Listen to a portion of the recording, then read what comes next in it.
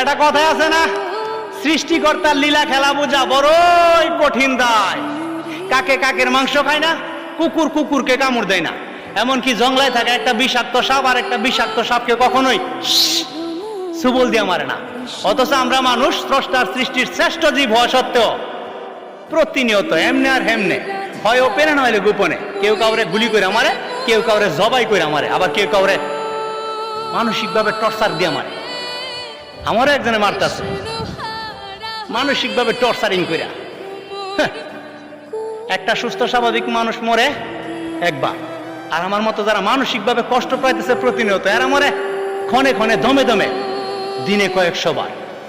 আমার মনে হয় আত্মহত্যা যদি মহাপাপ না হইতো, তাহলে আমার মতো মানসিক রোগীগুলি আত্মহত্যাটারে খুব সুন্দরভাবে বরণ করত।